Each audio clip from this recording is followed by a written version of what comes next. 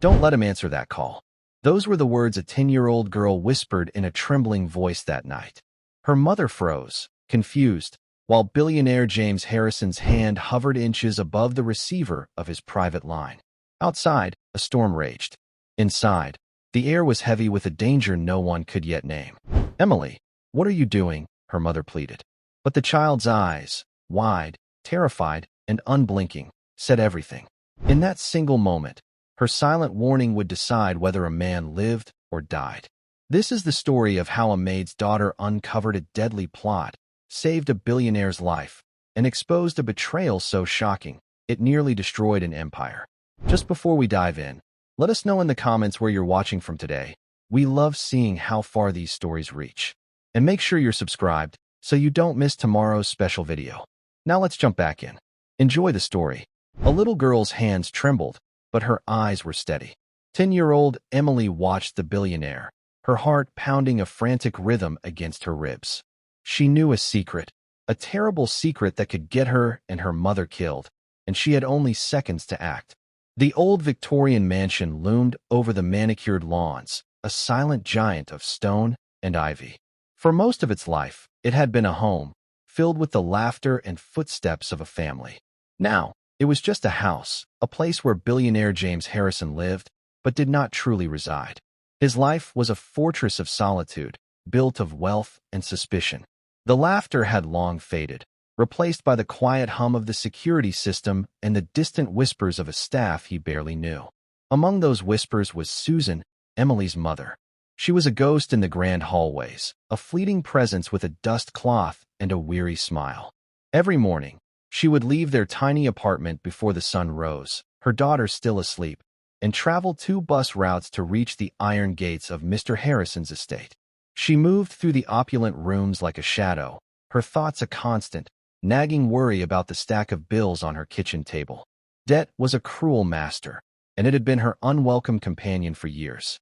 Emily, with her sunshine blonde hair and eyes the color of a summer sky, was a stark contrast to the somber mansion. She was a quiet child, not out of shyness, but because she had learned early that observing was safer than speaking. She saw the worry etched in her mother's face, the way her shoulders slumped when she thought no one was looking. Emily's world was small, confined to their cramped apartment, the schoolyard, and, on the rare occasions her mother couldn't find a sitter, the cavernous kitchen of the Harrison estate. It was on one of those days, tucked away in a corner of the enormous kitchen with a book, that Emily first saw the cracks in the fortress. Mr. Harrison had a visitor, a man with a smile that didn't reach his eyes. His name was Walter, Mr. Harrison's cousin, and his voice was smooth as silk, but his words were sharp as glass. Emily, small and overlooked, became an unintentional spy. "He's getting soft, that's his problem," Walter had said, his voice a low murmur on the phone. Emily, hidden behind a large potted fern, held her breath. "Thinks his money can protect him from anything. But he's alone, and lonely old men are careless." That was the first time. The second time was a week later. Walter was with Mr. Harrison in the library, the heavy oak doors left slightly ajar. Emily was supposed to be helping her mother polish the silver in the dining room, but a glint of something in the hallway had caught her eye. It was a small, metallic object, and as she bent to pick it up, she heard Walter's voice again, this time laced with a chilling finality. "The call will come at exactly 8 p.m. Make sure he takes it. Once he's on the line, the rest is easy." Emily's blood ran cold. She didn't understand the details, but she understood the tone. It was the same tone the villain in her grandfather's worst stories had. Her great-grandfather, a man she'd never met but knew through the faded photographs and the medals her mother kept in a small wooden box, had been a hero. He'd fought in a great war, a war where a single act of courage could save lives. "Courage isn't about not being scared, little star," her mother would tell her, her voice soft with reverence for the man she'd idolized as a child. "It's about being scared and doing the right thing anyway." The right thing. Emily knew what the right thing was. But how could a 10-year-old girl warn a billionaire who barely knew she existed? Who would believe her? Her mother was already in a precarious position. A word out of place, an accusation that couldn't be proven, and they would be out on the street. The day of the call, a storm rolled in, mirroring the tempest in Emily's chest. The sky grew dark, and the wind howled like a hungry wolf. Emily was at the mansion again, her mother's face pale with a tension that had nothing to do with the weather. A new, even larger stack of bills had arrived that morning, an eviction notice tucked among them like a death sentence. Emily watched the clock on the kitchen wall, each tick a hammer blow to her nerves. 7:45, 7:50. Her mother was serving Mr. Harrison his dinner in the formal dining room, a cavernous space that could have swallowed their entire apartment. Emily crept to the doorway, her heart in her throat. Mr. Harrison sat alone at the long, polished table, a solitary king in his castle. He looked older tonight, his face etched with a loneliness that all the money in the world couldn't erase. Walter was not there, which somehow made it even more frightening. At 7:58, Emily's mother returned to the kitchen, her hands trembling. "He's in a terrible mood," she whispered, more to herself than to Emily. Barely touched his food. Emily's eyes darted to the clock. 7:59. Then, the shrill ring of the telephone cut through the silence. It was the private line, the one that sat on a small table in the corner of the dining room. Her mother, her duty ingrained in her every move, started towards the dining room. "I'll get it," she said. "No." Emily's voice was a sharp cry. Susan turned, startled. "Emily, what's wrong with you?" "Don't let him answer it," Emily pleaded, her eyes wide with terror. "Don't be silly. It could be important." Susan walked into the dining room. Emily watched, frozen, as her mother approached Mr. Harrison. "There's a call for you, sir. On your private line." Mr. Harrison looked up, his expression a mixture of annoyance and curiosity. He started to rise from his chair. This was it, the moment she had to do something. Her great-grandfather's face flashed in her mind. Courage. Emily darted into the room, her small feet silent on the thick Persian rug. She moved past her mother, her eyes locked on Mr. Harrison. She couldn't speak. The words were trapped in her throat. So she used the only thing she had. She raised her small hand and drew a finger across her throat. A silent, deadly slash. A gesture she'd seen in movies, a universal sign for danger. Her eyes, wide and pleading, held his. She shook her head, a tiny, almost imperceptible movement. "Don't take that call." For a moment that stretched into eternity, no one moved. Her mother stared at her in horrified disbelief. Mr. Harrison froze, his hand hovering over the receiver. He looked at Emily, this small, blonde girl who was a part of the scenery, a ghost in his grand, empty house. He saw the genuine fear in her eyes, the desperate plea. It was a raw, unfiltered emotion, something he hadn't seen in years. The people in his world wore masks, their emotions carefully curated. But this was real. He lowered his hand. The phone continued to ring, a shrill, insistent summons. Finally, it stopped, plunging the room into a heavy silence, broken only by the sound of the storm outside and the frantic beating of a little girl's heart. What happened next would shatter the walls of James Harrison's fortress and change all of their lives forever. Susan was paralyzed, her mind racing to find an explanation for her daughter's bizarre and disrespectful behavior. An apology, a string of excuses, anything to salvage the situation. But the words wouldn't come. She could only stare at her daughter, a little girl standing defiant and terrified in the face of a billionaire. James Harrison, however, saw something else. For years, his world had been a carefully constructed stage. Everyone who entered it was an actor, playing a part. They smiled when he wanted them to smile, agreed when he wanted them to agree. Their motives were always the same, a tangled web of greed and ambition. But this was different. This was raw, unscripted fear, and it was directed at him, for his sake. He studied Emily, his sharp eyes, accustomed to dissecting business rivals and sniffing out deception, taking in every detail. The trembling hands, the wide, unblinking eyes, the small chest rising and falling with shallow breaths. She was not acting. This was real. Slowly, deliberately, he sat back down in his chair.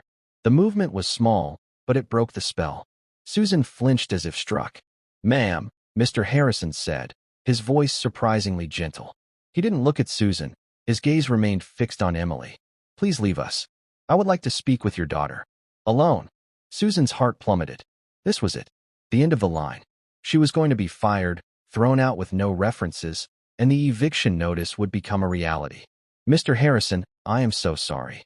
I don't know what's gotten into her. She's never. That will be all, Susan, he said, his tone still quiet, but now carrying a note of steel that allowed no argument. Wait in the kitchen. Tears welled in Susan's eyes. She gave Emily a look of utter despair and confusion before turning and walking on unsteady legs back to the kitchen, the door swinging shut behind her with a soft whoosh. Now, it was just the two of them, the billionaire and the maid's daughter. The vast dining room felt like an arena. Emily stood her ground, her small hands clenched into fists at her sides. She had done it. She had stopped the call. But now, a new fear, cold and sharp, pierced through her. What would he do to her? To her mother? Mr. Harrison gestured to the chair opposite him. Please, sit down, Emily. She hesitated. It was the first time he had ever said her name. She had not known he even knew it. Timidly, she approached the table and climbed onto the plush velvet chair. Her feet dangled a good 6 inches from the floor. He watched her, a flicker of a long-forgotten memory playing at the edge of his mind. A memory of another little girl, with hair the color of corn silk, sitting at this very table. His own daughter, lost to him years ago, not to death, but to the bitter poison of a family feud. He pushed the thought away. That was a very brave thing you did, he said, his voice a low rumble. Emily said nothing. She kept her eyes on the polished surface of the table, where her own small, distorted reflection stared back at her. You were trying to tell me something, he continued. You were trying to tell me not to answer that phone. What? Silence. The only sound was the rhythmic ticking of the grandfather clock in the hall, each tick marking a second of her mother's agony in the next room. Mr. Harrison sighed. He realized that his usual methods of interrogation, the ones he used in the boardroom, would not work here. He was not dealing with a hostile corporate raider. He was dealing with a terrified child. He had to try a different approach. Your mother, he began, his voice softer now. She's a good woman. A hard worker. I know she's had some difficulties lately. Emily's head shot up. Her blue eyes, wide and fearful, met his. How did he know? Had her mother told him about their troubles? The thought sent a fresh wave of panic through her. I know because I pay attention, he said, answering her unspoken question. I may be old, Emily, but I'm not blind. I see the way she worries. I see the tiredness in her eyes. I know she would do anything to protect you. He leaned forward slightly, his voice dropping to a conspiratorial whisper. And I think you would do anything to protect her, too. Am I right? A single tear escaped from Emily's eye and rolled down her cheek. She gave a tiny, almost imperceptible nod. Good, he said, leaning back again. Then we have something in common. We both want to protect your mother. But to do that, you have to tell me what's going on. You have to tell me why you didn't want me to answer that phone. Who was going to be on the other end of the line? Emily's lower lip trembled. She thought of Walter's cold eyes, his smooth, menacing voice. Make sure he takes it. Once he's on the line, the rest is easy. What did that mean? What would have happened if he had answered? Was it about my cousin? Mr. Harrison asked, his voice sharp again. He had seen Walter's car pulling away from the estate just an hour earlier. He had noticed the way Walter's eyes had lingered on the private phone line. He had dismissed it at the time, but now, Emily's silent warning cast a sinister new light on the memory. Emily's eyes widened in surprise. He knew. He already knew. The realization seemed to loosen the knot of fear in her throat. He said you were getting soft, she whispered, her voice barely audible. He said lonely old men are careless. James Harrison's face hardened. The words were a direct hit, a confirmation of his deepest fears. He had always known Walter was a vulture, circling, waiting for him to weaken. But he had never imagined the threat was so immediate, so final. What else did you hear, Emily? He pressed, his voice urgent. He was on the phone, in the library, she stammered, the words tumbling out now in a rush. He said the call would come at 8 o'clock. He said once you were on the line, the rest would be easy. The rest would be easy. The phrase hung in the air between them, heavy with unspoken menace. It wasn't a business deal. It wasn't a prank. It was a trap, a deadly trap. And this little girl, this silent, observant child, had saved him from it. He sat back, the full weight of the realization crashing down on him. He had been so close to the edge, so blissfully unaware of the viper he had allowed into his home. His security, his wealth, his power, none of it would have mattered. He would have been just another lonely old man, taken down by his own carelessness. Just then, the door to the dining room swung open. Susan stood there, her face a mask of anxiety. She couldn't bear it any longer. She had to know what was happening. Mr. Harrison, she began, her voice trembling. He raised a hand, silencing her. He looked from the terrified mother to the brave daughter, and in that moment, a decision formed in his mind. A decision that would not only change their lives, but would also set in motion a chain of events that would bring Walter's carefully laid plans crashing down around him. "Susan," he said, his voice calm and steady, but with an undercurrent of something new, something that hadn't been there before. "I believe we have a great deal to discuss. Please, come in," and closed the door. He then turned his gaze back to Emily, a look of profound gratitude in his eyes. "It seems your daughter has just saved my life." The storm outside raged on, but inside the mansion, a different kind of storm was just beginning to break. The players were in place, the lines were drawn, and the game had taken a sudden, unexpected turn. Walter had made a fatal miscalculation. He had accounted for the billionaire's security, his lawyers, his financial advisors. But he had forgotten to account for the one thing that could truly unravel his plans: the courage of a 10-year-old girl with nothing to lose and everything to protect. Susan stepped into the room, her legs feeling like lead. She gently pulled the heavy door shut, the click of the latch echoing in the tense silence. Her eyes darted from Mr. Harrison's grim, set face to Emily's small, pale one. Saved his life? What did that mean? It sounded like something out of a movie, not something that could happen in this quiet, orderly house where the biggest drama was usually a scuff mark on the hardwood floor. "Please, Susan, sit down," Mr. Harrison said, gesturing again to the chair next to Emily. His voice was calm, but there was an intensity in his eyes that she had never seen before. She obeyed numbly, sinking into the velvet seat. She reached out and took Emily's small, cold hand in her own, her thumb stroking the back of it in a soothing, automatic gesture. "Emily," Mr. Harrison began, his voice measured, "has just prevented me from making a very serious mistake. A mistake that, I believe, would have cost me my life." Susan's breath hitched. She looked at her daughter, whose gaze was fixed on the tabletop. 100 frantic questions crowded her mind, but she remained silent, sensing that the best thing she could do was listen.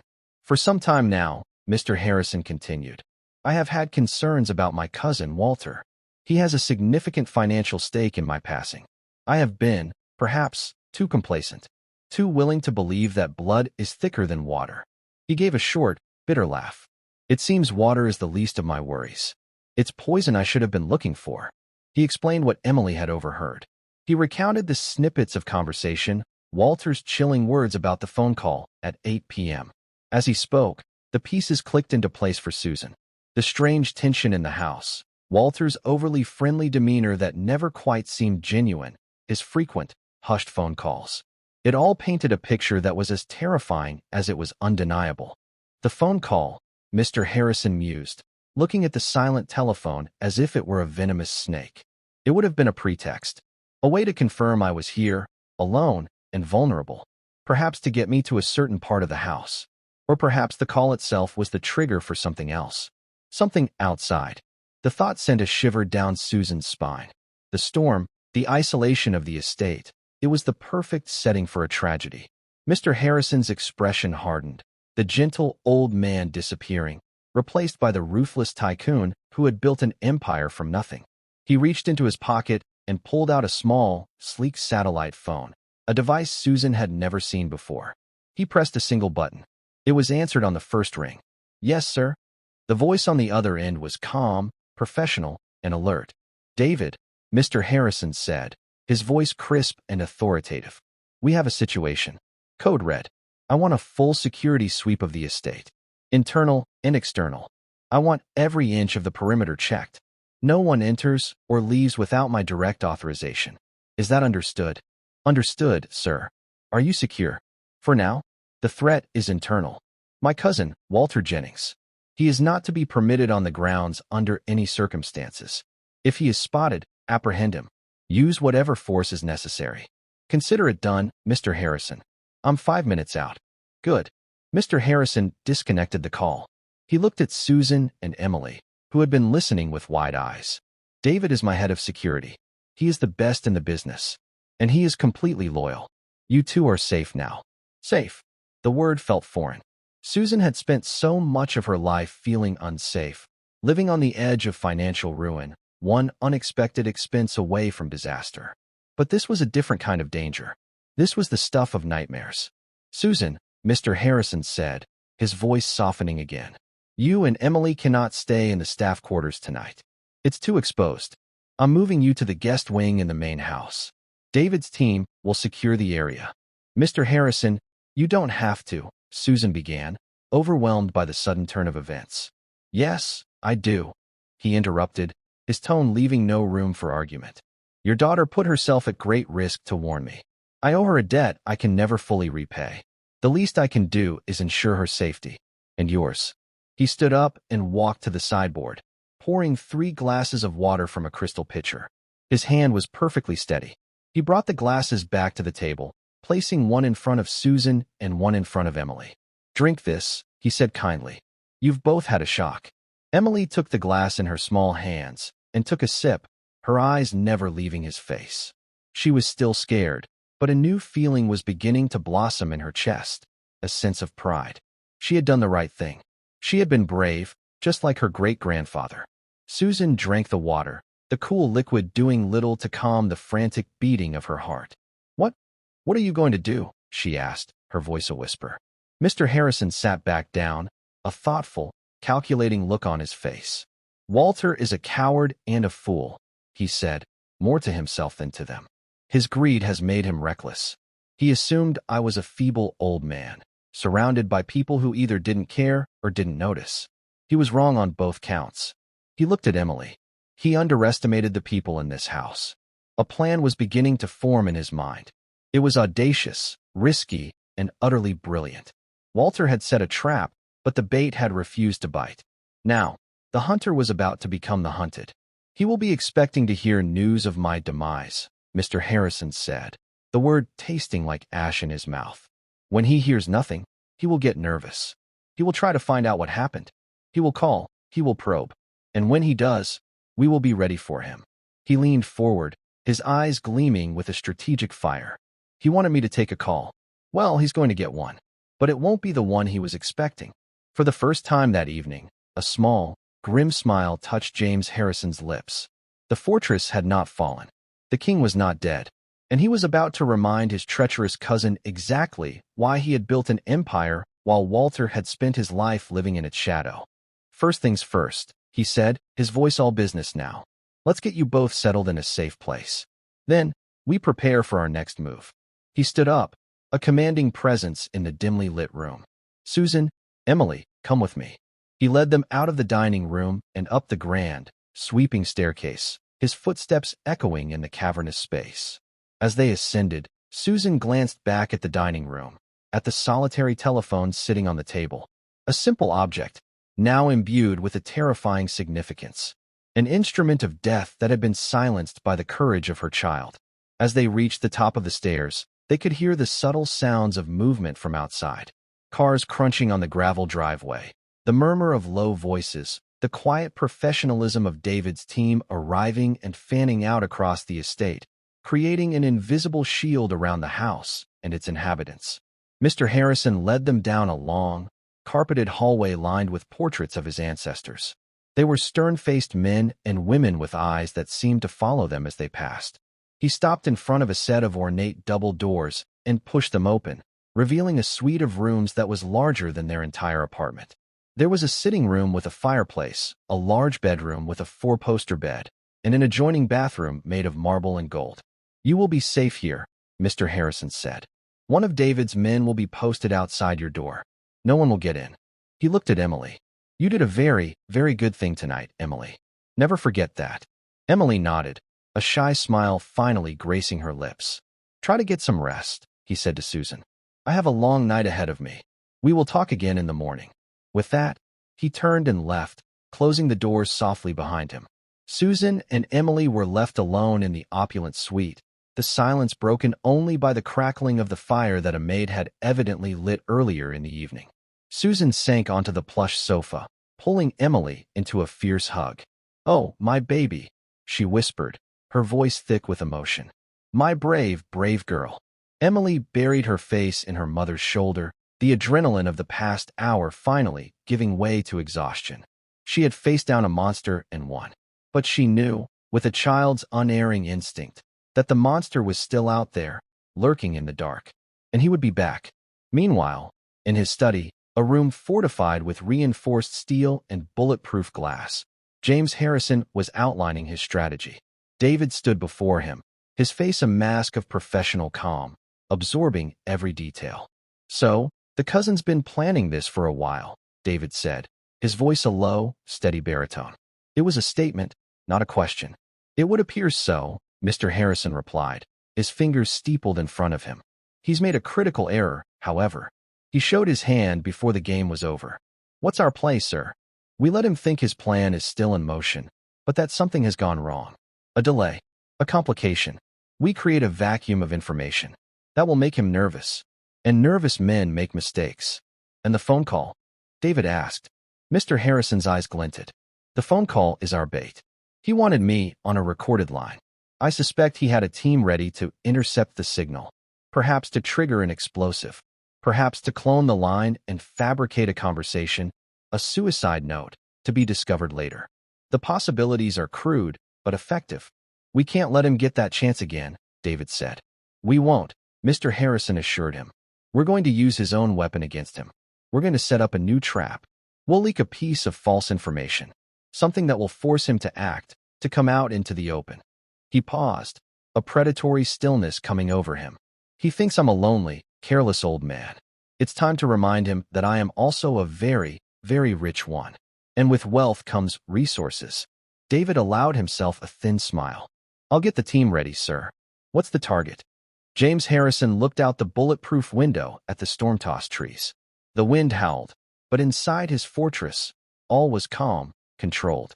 He had been given a second chance, a wake-up call delivered by the most unlikely of messengers. And he was not going to waste it. The target, he said, his voice as cold and hard as steel, is my cousin's entire world. We're going to take it apart, piece by piece, until there is nothing left but the truth. The trap had been sprung, but the prey had escaped. Now, the roles were reversed. The game was afoot, and James Harrison was not playing for survival anymore. He was playing for keeps. The first light of dawn crept through the heavy silk curtains, painting stripes of gray across the lavish guest room. For Susan and Emily, sleep had been a fleeting, restless visitor. The bed, a mountain of soft linens and plush pillows, was a world away from their lumpy mattresses at home, yet it offered little comfort. Every creak of the old house, every sigh of the wind outside, had sent a fresh jolt of fear through them. Susan had held Emily close all night, listening to the soft rhythm of her daughter's breathing, a sound that had been her anchor for 10 years. She thought about the eviction notice on her kitchen table, a problem that now seemed so small, so mundane, compared to the life-and-death drama they had been thrust into. She had spent years worrying about money, about keeping a roof over their heads, and in a single night, the very definition of security had been rewritten. It wasn't about having enough to pay the bills. It was about being safe from the monsters who walked in plain sight. Emily, nestled in her mother's arms, was quiet. She wasn't asleep, but her mind was replaying the events of the previous night. The look in Mr. Harrison's eyes when she had made the signal. The fear, then the understanding, then the gratitude. She had done something important, something that mattered. The weight of it was both terrifying and exhilarating. She thought of the stories of her great-grandfather, a man who had faced down enemies with guns and cannons. Her own battle had been fought in silence, with a gesture and a look, but it had been a battle nonetheless. Downstairs, the mansion was a hive of quiet, purposeful activity. James Harrison had not slept at all. Fueled by coffee and a cold, burning anger, he sat in his study with David, orchestrating his counterattack. The initial security sweep had revealed something chilling.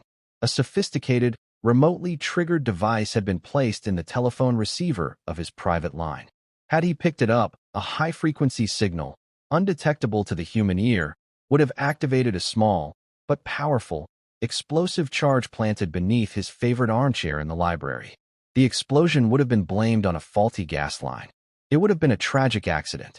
Walter would have inherited a fortune. He was thorough, David said, his voice grim as he presented the findings. Professional job. Not his own work, of course. He hired someone. Someone very good. Find out who, Mr. Harrison ordered, his voice like flint. I want names. I want to know everyone involved in this. We're already working on it, David assured him. We're tracing the device's components. It's a waiting game now. I'm not a patient man, David, Mr. Harrison said. Walter is out there, wondering why I'm not a headline on the morning news. His paranoia will be growing with every passing minute. We need to give him something to focus on, something to lure him out. The plan was simple, yet elegant in its deception. They would use one of the mansion's staff, a gardener who had a known gambling problem and was always in need of cash. Walter, a man who believed everyone had a price, would find him an irresistible target for information. The gardener would be persuaded to feed Walter a piece of carefully crafted misinformation. The story would be this. Mr. Harrison had suffered a massive stroke right before taking the 8 p.m. call. He was alive, but incapacitated, unable to speak or move. He was a prisoner in his own body, his fate hanging in the balance. The staff had been sworn to secrecy to prevent a panic in the stock market. It's the perfect bait, Mr. Harrison explained, a predatory gleam in his eye.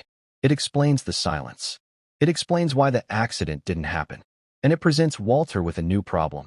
A living, breathing James Harrison, even one who is incapacitated, is still a threat. The will can be contested. Doctors can work miracles. He can't afford to wait. He has to finish the job. Miles away, in a sleek, sterile high-rise apartment, Walter Jennings paced like a caged tiger. He had been up all night, his eyes glued to the news, his phone in his hand, waiting for the call that never came. The silence from his hired consultant was deafening. Something had gone wrong. Horribly wrong. His mind raced through the possibilities. Had the device malfunctioned? Had James been called away at the last minute? Had that meddling maid and her brat of a daughter seen something? He cursed himself for his impatience. He should have waited. He should have been more careful. Just then, his burner phone, the one he used for his less savory dealings, vibrated. It was a text from an unknown number. Problem at the estate. Target still viable, but situation has changed. Need to meet. The usual place. It was the signal from his hired gun. Relief, cold and sharp, washed over Walter, quickly followed by a surge of anger. He needed to know what had happened. He needed to regain control. The usual place was a grimy, all-night diner on the outskirts of the city. The kind of place where people went when they didn't want to be seen. Walter arrived, his expensive suit and polished shoes looking comically out of place among the cracked vinyl booths and flickering fluorescent lights. The man he was meeting was already there, nursing a cup of coffee. He was a nondescript man, the kind you would forget the moment he walked away. That was his greatest asset. What happened? Walter demanded, sliding into the booth. He never took the call, the man said, his voice flat, emotionless. My source inside says he had a stroke. Massive one. Right before 8. He's alive, but he's a vegetable. Walter stared at him, his mind reeling. A stroke. It was almost too perfect. Nature had done what his carefully laid plans had failed to do. But it was messy, untidy. Is he in a hospital? Walter asked. The man shook his head. No. His personal doctor is with him at the mansion. They're keeping it quiet. Worried about the company stock. Total media blackout. Walter's mind began to race. James was alive. Incapacitated, but alive. A vegetable could recover. A vegetable could have moments of clarity. A vegetable could still have a legal will that left Walter with a pittance. He needed certainty. He needed to finish the job. I need you to get back in there, Walter said, his voice a low, urgent hiss. I don't care how you do it. A pillow over the face. A faked fall down the stairs. Just get it done. And do it tonight. The man took a slow sip of his coffee. The price just went up, he said calmly. The security is on high alert because of his illness. It's a much riskier job now. I don't care about the price, Walter snapped, his greed overriding his caution. Just get it done. I'll need a down payment. In cash. Tonight. They settled on a time and a place for the exchange. As Walter left the diner and stepped out into the gray morning, he felt a renewed sense of confidence. The plan was back on track. Tonight, it would all be over. He would be the master of the Harrison Empire. He was so consumed by his own ambition, so blinded by his greed, that he never noticed the small, dark van parked across the street. He never saw the long-lens camera that had captured every moment of his meeting. He never realized that he wasn't the one pulling the strings anymore. He was the puppet, and his strings were being pulled by the very man he had tried to kill. Back at the mansion, David showed the surveillance photos to Mr. Harrison. He took the bait, sir. The meeting is set for 10 p.m. tonight. Excellent, Mr. Harrison said, a grim satisfaction on his face. Where is the exchange happening? An abandoned warehouse down by the docks. Classic. Let him go, Mr. Harrison instructed. Let the money change hands. I want this to be airtight. I want the hired gun, and I want the man who hired him. We take them both down at the same time. He then turned his attention to a more pleasant task. He buzzed his secretary. Helen, please arrange for a new wardrobe to be delivered to the Monet suite. For a woman, size 8, and a young girl, size 10. Everything they could possibly need. Clothes, shoes, toiletries. The best of everything. And have chef prepare a special lunch for my guests. Something a 10-year-old might like. He then walked upstairs to the guest wing. He knocked softly on the door. Susan opened it, her face etched with worry. Mr. Harrison? Is everything all right? Everything is under control, Susan, he said gently. He looked past her to Emily, who was curled up on the sofa, reading a book. I was hoping you and Emily might join me for lunch. In the informal dining room. There are some things we need to discuss. Susan hesitated, unsure of her place in this new, strange world. Please, he said, his voice kind. It would be my pleasure. The informal dining room was still larger and more ornate than any restaurant Susan had ever been to. A table had been set for 3. The meal was simple, but delicious. Macaroni and cheese, crispy chicken tenders, and a side of fresh fruit. Emily's eyes lit up. As they ate, Mr. Harrison began to talk. He didn't talk about Walter or the trap. He talked about his own childhood, about growing up in the shadow of a powerful father. He talked about his daughter, the one he had lost to a bitter argument over a boy he hadn't approved of. They hadn't spoken in 15 years. I was stubborn, he said, a note of regret in his voice. I thought I was protecting her, but all I did was push her away. I built a fortress around my heart, just as I built one around this house. I thought it would keep me safe, but all it did was keep me lonely. He looked at Emily, her face serious as she listened. You, young lady, you reminded me of something I had long forgotten. That sometimes, the greatest strength is found in vulnerability. In trusting someone.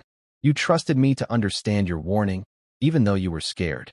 And that trust, it saved my life. He then turned to Susan. I have been a fool, Susan. I have had a good, loyal woman working in my house for years, and I never once bothered to know her story. I never knew about your debts. I never knew about your struggles. Susan's face flushed with shame. Mr. Harrison, I would never. You would never ask for help, he finished for her. I know. It's a matter of pride. I understand that. He pushed a plain white envelope across the table towards her. This is not charity, Susan. This is a bonus. A thank you for raising a daughter with such courage and integrity. Susan's hands trembled as she opened the envelope. Inside was a check. The amount was so large, it took her a moment to even process the number of zeros. It was enough to pay off all her debts, to buy a small house, to start a new life. Tears streamed down her face, tears of relief, of gratitude, of disbelief. I can't accept this, she stammered. Yes, you can, he said firmly. And you will. Consider it back pay for all the years I failed to see the remarkable people right under my own roof. He then leaned forward, a serious expression on his face. I am also offering you a new position, not as a maid, as my personal assistant, to help me manage this house and my life.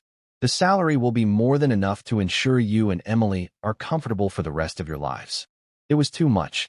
A new job, a new life, a future free from the crushing weight of debt.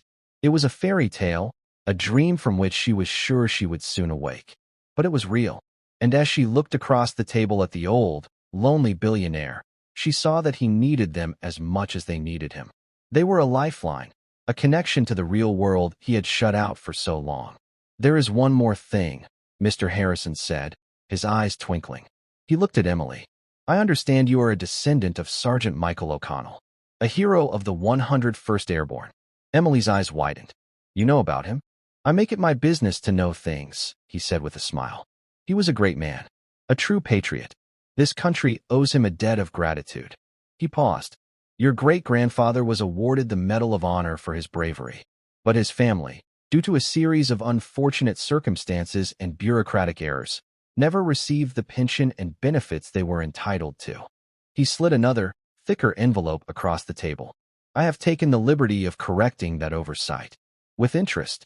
This time, Susan didn't protest. She was speechless. This man, this stranger she had cleaned up after for years, had in one day given them back their past and secured their future. The trap for Walter was set. The pieces were in motion. But in the quiet of the sun-drenched dining room, a different kind of plan was unfolding. A plan to rebuild a life, to heal old wounds, and to forge a new, unlikely family from the ashes of betrayal. The night would bring justice. But the day had already brought something far more precious: hope. The hours leading up to the 10 p.m. rendezvous ticked by with agonizing slowness. A palpable tension settled over the Harrison estate, a stark contrast to the newfound hope that had bloomed in the dining room. While Susan and Emily were being fitted for new clothes by a personal shopper sent by Mr. Harrison, a small army was mobilizing in the shadows. David and his team, comprised of former Special Forces operatives, were a study in quiet efficiency. They transformed the mansion's command center, a room typically used for monitoring stock market fluctuations, into a tactical operations hub. High-resolution satellite maps of the Docklands were displayed on massive screens. Audio and video feeds from half a dozen covert surveillance teams were patched in. They were not just planning to catch a criminal. They were planning to dismantle a conspiracy with surgical precision. Mr. Harrison watched them, a sense of grim satisfaction settling over him. For years, his wealth had been a passive shield. Now, he was wielding it as a sword. He was no stranger to corporate warfare, to hostile takeovers and boardroom betrayals. This, he realized, was no different. The stakes were just higher. As evening fell, a quiet dinner was held in the main dining room. The mood was subdued. Susan was wearing a simple, elegant blue dress from the collection that had been delivered that afternoon. Emily was in a new yellow dress, her blonde hair tied back with a matching ribbon. They looked like they belonged there, like a family. And yet, the unspoken reality of what was about to happen hung in the air. "You don't have to worry," Mr. Harrison said, sensing their anxiety. "David is the best. Walter will not get away with this." "It's not him I'm worried about," Susan said softly, her hand resting on Emily's shoulder. "It's the ugliness of it all, that someone could be so filled with hate." Mr. Harrison looked at her, his expression somber. "Money is a curse, Susan. It doesn't corrupt people. It simply reveals what was already there. Walter has always been a weak man, and weak men are drawn to desperate measures." He reached across the table and patted Emily's hand. "But strong people, like you, Emily, you are the antidote to the Walters of the world."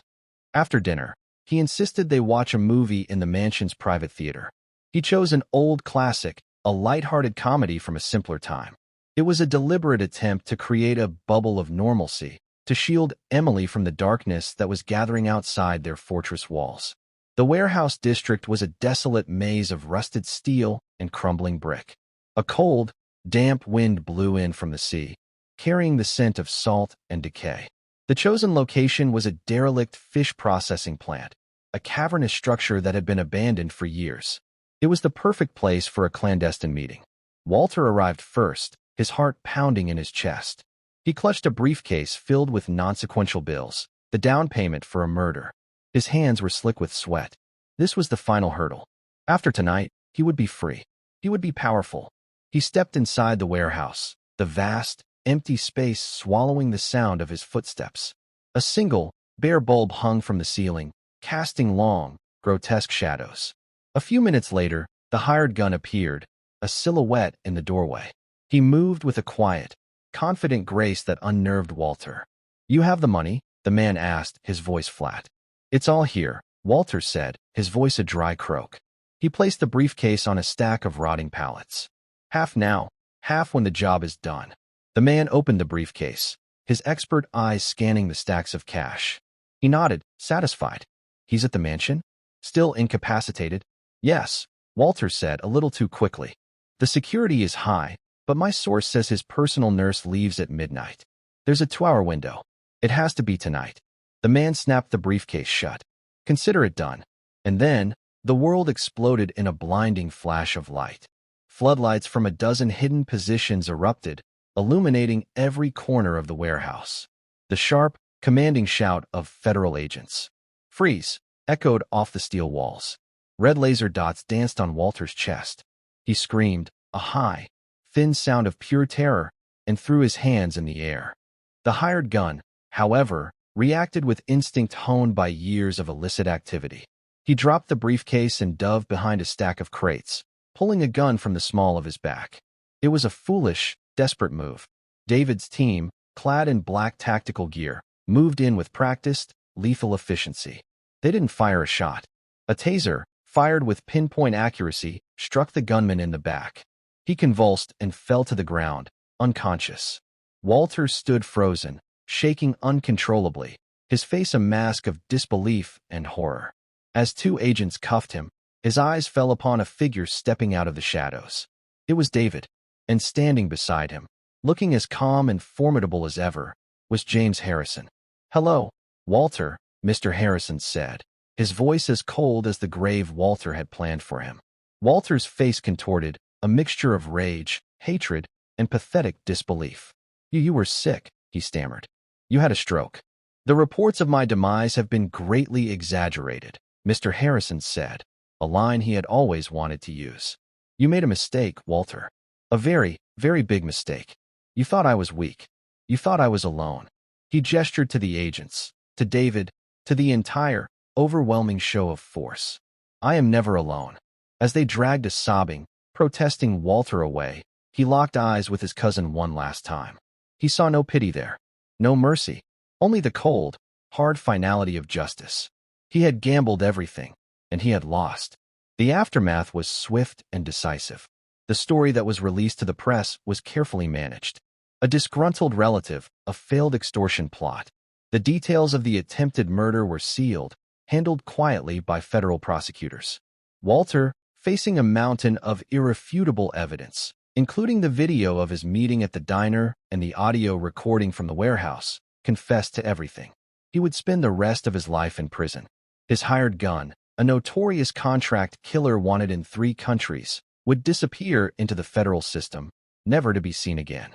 For Susan and Emily, life transformed in ways they could never have imagined. The checks Mr. Harrison had given them were real. The job offer was real. Susan, with her quiet competence and unwavering loyalty, proved to be an exceptional personal assistant. She brought order and warmth back into the cold, sterile mansion. She managed the staff with a kindness and respect they had not seen in years, and the entire house seemed to breathe a collective sigh of relief. Emily was enrolled in the finest private school in the state. She blossomed, her natural intelligence and quiet curiosity finally given a chance to flourish. Mr. Harrison doted on her. He helped her with her homework, attended her school plays, and taught her how to play chess. He saw in her the grandchild he had never had, a bright, shining light in the twilight of his life. The fortress of solitude had become a home again. Laughter echoed in the grand hallways. The scent of Susan's home-cooked meals replaced the sterile emptiness. Mr. Harrison, the lonely billionaire, found a new purpose. He started a charitable foundation in Emily's name, dedicated to helping single mothers and their children. He reconnected with his estranged daughter, reaching out with a humility he hadn't known he possessed. The healing was slow, but it was real. One sunny afternoon, about a year after that fateful night, Mr. Harrison, Susan, and Emily were in the garden. Mr. Harrison was teaching Emily the names of the different roses. "This one is called the Peace Rose," he said, pointing to a beautiful bloom of yellow and pink. It was named the year World War II ended. Emily touched the soft petals gently. "My great-grandfather fought in that war," she said, her voice filled with a quiet pride. "I know he did," Mr. Harrison said, his voice soft. "He was a hero. He saved a lot of lives." He looked at her, his eyes full of a deep, abiding affection. "Just like you, Emily. You're a hero, too." Emily looked up at him, her blue eyes shining in the sunlight. She didn't feel like a hero. She just felt like a little girl who loved her mother and had tried to do the right thing. Susan watched them, her heart overflowing with a gratitude so immense it almost hurt. She thought back to that terrible night, to the fear and desperation that had gripped her. It seemed like a lifetime ago. They had been on the edge of an abyss, and in one single, silent act of courage, her daughter had not only saved a man's life, but she had saved them, too. She realized then that courage wasn't about grand gestures or heroic battles. Sometimes, it was as simple as a silent signal in a quiet room. It was the courage to speak up, even when your voice is trembling. The courage to do what is right, even when you are afraid. The story of the billionaire and the maid's daughter was never told to the world. It remained their secret, a quiet bond forged in a moment of terror and trust. But its impact rippled outwards, in the lives they touched, in the good they did, and in the family they created. The tale's real title wasn't about a phone call or a deadly trap. It was about how a little girl with sunshine in her hair and courage in her heart reminded a lonely old man how to live again. It was about how a mother's love gave her the strength to endure. And it was about how the most unlikely of heroes can be found in the most unexpected of places, proving that the brightest lights can often be found in the quietest corners of the world. And that's where we'll end the story for now. Whenever I share one of these, I hope it gives you a chance to step out of the everyday and just drift for a bit. I'd love to know what you were doing while listening. Maybe relaxing after work, on a late-night drive, or just winding down. Drop a line in the comments. I really do read them all. And if you want to make sure we cross paths again, hitting like and subscribing makes a huge difference. We are always trying to improve our stories, so feel free to also drop your feedback in the comments section below. Thanks for spending this time with me.